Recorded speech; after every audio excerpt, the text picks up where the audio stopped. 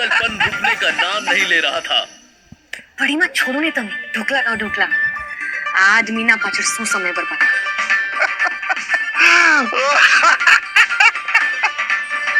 सुबह से शाम हो गई, लेकिन रह रहकर नक्श का पागलपन अभी भी जावेरी खानदान के घर में सुनाई दे रहा था।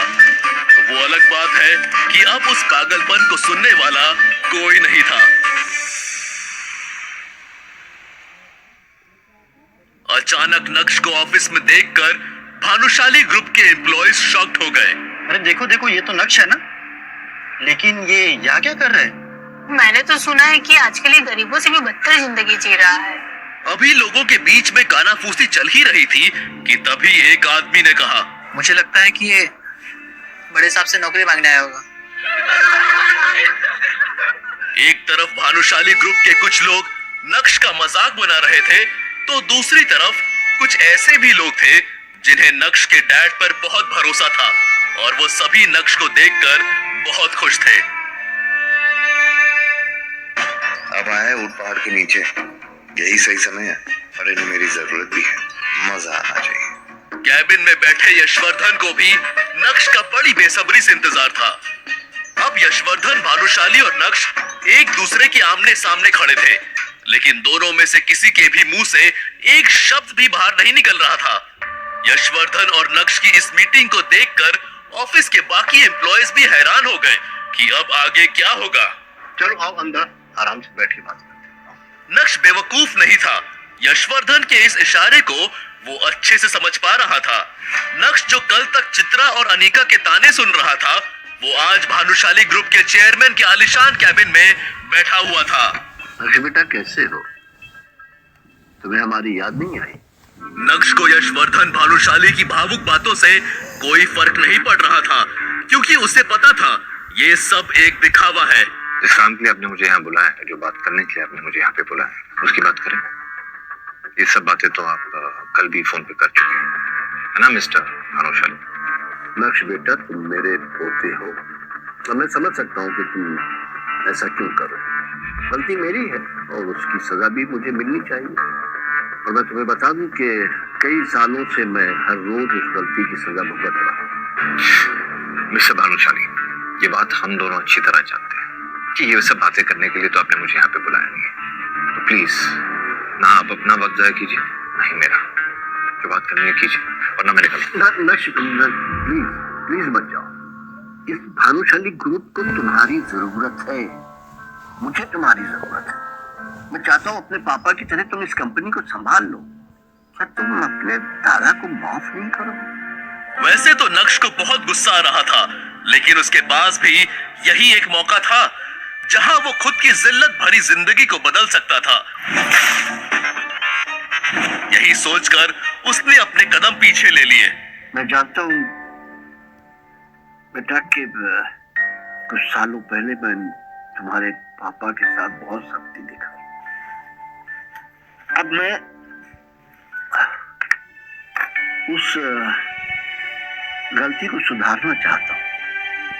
तुम्हारे पापा ने जिस कंपनी को जिस ऊंचाई तक पहुंचाया है अपना खून पसीना एक करके, अब वो डूबने के कगार पे है। मीडिया वालों ने भी बात का बतंगड़ बना दिया है, जिस वजह से हमारे क्लाइंट भी जाने लगे। नक्श ने अपने दादाजी को इतना लाचार और असहाय आज से पहले कभी नहीं देखा था। मगर नक्श भानुशाली ग्रुप के सीईओ दर्पण भानुशाली यानी अपने चाचा को बिल्कुल भी पसंद नहीं करता था। अपने दादाजी की बात सुनकर नक्श को उन पर दया आने लगी। ठीक है,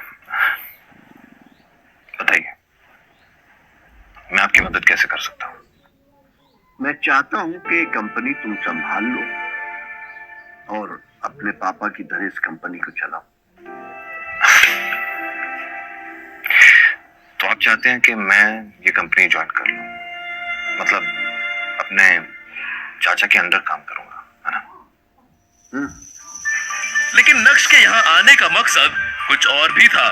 वो अपने दादाजी की बात में आकर किसी भी बात पर हाँ करने के लिए तैयार नहीं था। दरअसल दादाजी, बात आपकी कंपनी और आपके फायदे की है।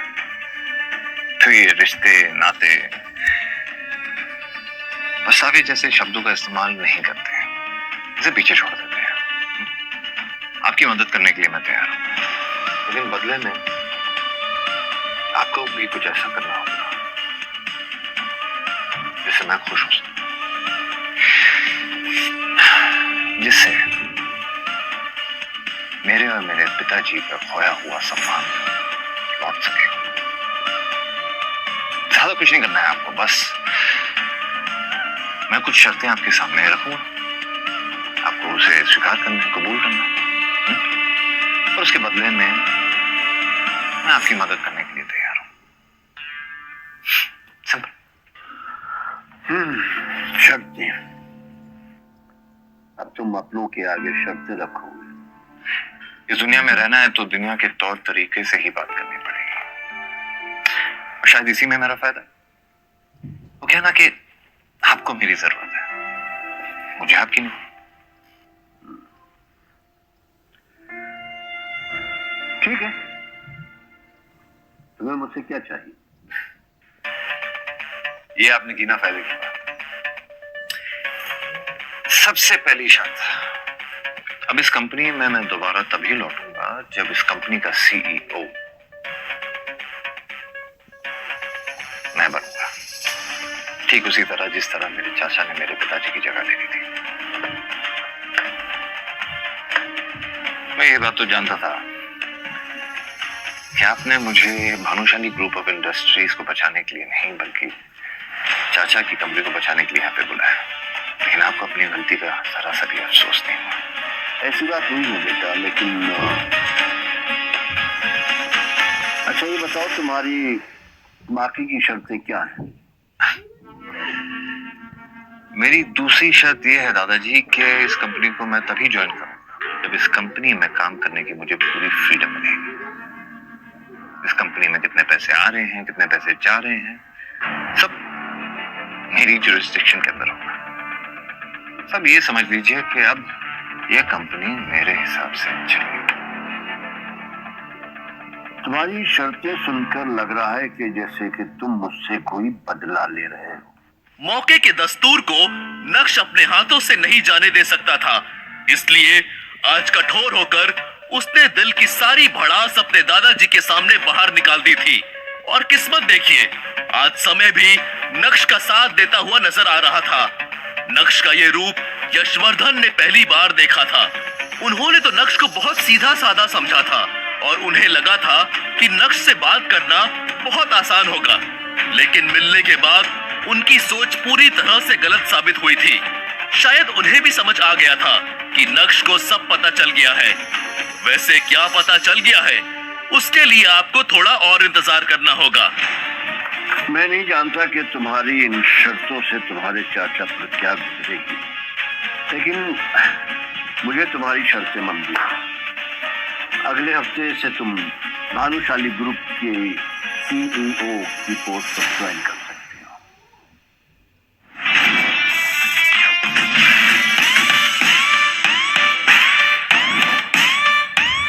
बात खत्म होते ही यशवर्धन ने सर झुका लिया, लेकिन नक्श भी वहां पूरी तैयारी के साथ आया था।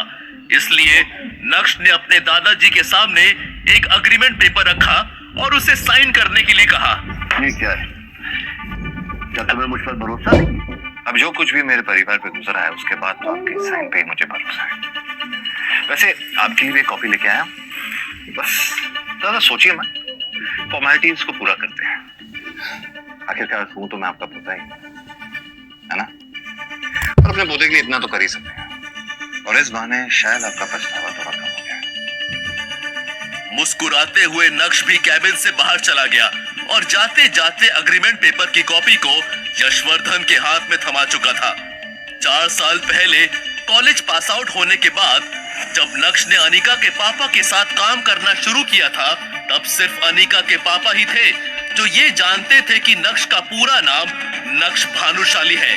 इतना ही नहीं, कॉलेज की पढ़ाई के दौरान उसके दोस्तों को भी उसके बारे में कोई जानकारी नहीं थी। अनिका के पापा के साथ काम करते वक्त नक्श की मुलाकात अनिका से हुई और पहली नजर में ही वो अपना दिल खो बैठा। लेकिन उसे क्या पता था कि इतना प्यार होने के बाद भी जब वो अनिका से शादी करेगा तब उसे उस शादी में एक जिल्लत की जिंदगी के अलावा और कुछ नहीं मिलेगा।